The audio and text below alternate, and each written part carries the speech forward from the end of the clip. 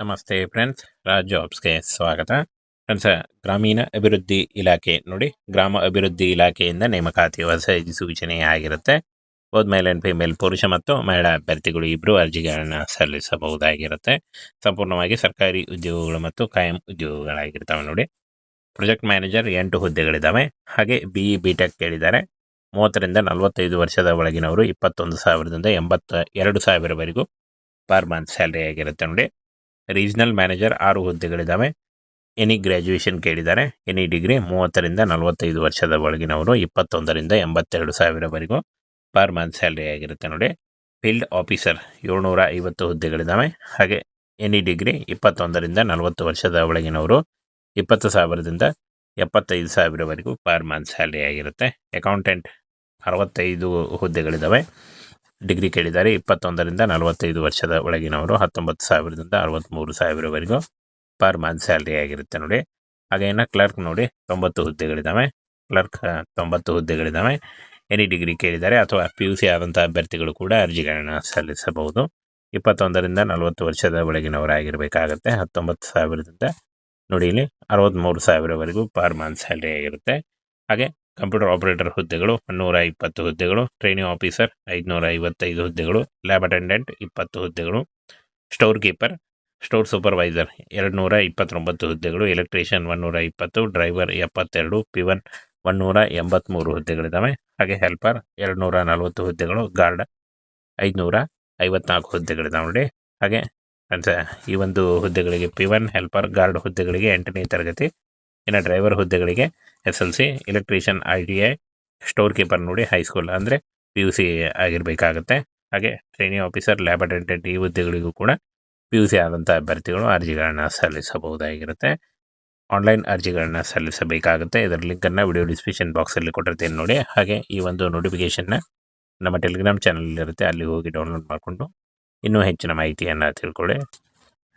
Friends ನೋಡಿ, ಗ್ರಾಮ ಅಭಿವೃದ್ಧಿ ಇಲಾಖೆಯಿಂದ ನೇಮಕಾತಿಯಾಗಿರುತ್ತೆ. ಒಟ್ಟು 3,012 ಹುದ್ದೆಗಳಿದ್ದಾವೆ ನೋಡಿ.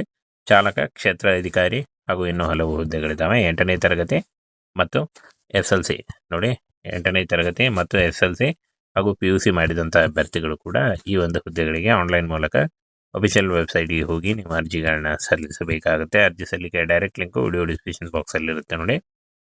ಗ್ರಾಮ ಅಭಿವೃದ್ಧಿ ಇಲಾಖೆ ಆಗಿರುತ್ತೆ. ಹಾಗೆ 3,012 ಹುದ್ದೆಗಳಿದ್ದಾವೆ. ಅಖಿಲ ಭಾರತ ನೇಮಕಾತಿ ಆಗುತ್ತೆ. ಕರ್ನಾಟಕದಲ್ಲೂ ಕೂಡ ಹುದ್ದೆಗಳಿದ್ದಾವೆ.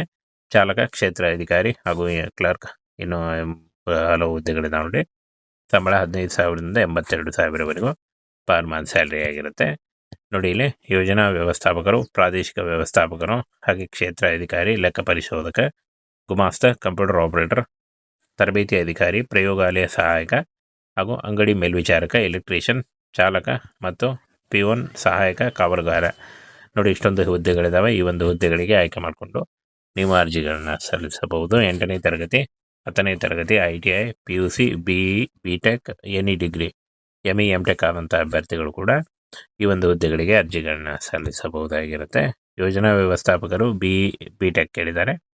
ಹಾಗೆ ನೋಡಿ, ಇಲ್ಲಿ ಪ್ರಾದೇಶಿಕ ವ್ಯವಸ್ಥಾಪಕರು, ಕ್ಷೇತ್ರ ಅಧಿಕಾರಿ, ಲೆಕ್ಕ ಪರಿಶೋಧಕ ಮತ್ತು ಗುಮಾಸ್ತ ಪದವಿ ಕೇಳಿದ್ದಾರೆ.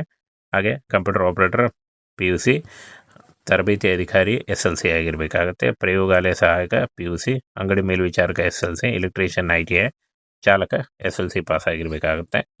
ಹಾಗೆ ಪಿವನ್ ಮತ್ತು ಸಹಾಯಕ ಕಾವಲುಗಾರ ಈ 3 ಹುದ್ದೆಗಳಿಗೂ ಕೂಡ 8ನೇ ತರಗತಿ ಪಾಸ್ ಆದಂಥ ಅಭ್ಯರ್ಥಿಗಳು ಅರ್ಜಿಗಳನ್ನು ಸಲ್ಲಿಸಬಹುದಾಗಿರುತ್ತೆ ನೋಡಿ. ಯಾವ ಒಂದು ಹುದ್ದೆಗಳಿಗೆ ಎಷ್ಟು ಸಂಬಳ ಅಂತ ಕೂಡ ಕೊಟ್ಟಿದ್ದಾರೆ. ಟೋಟಲ್ ಆಗಿ 12,000ದಿಂದ 82,000ವರೆಗೂ ಪರ್ ಮಂತ್ ಸ್ಯಾಲ್ರಿ ಆಗಿರುತ್ತೆ ನೋಡಿ.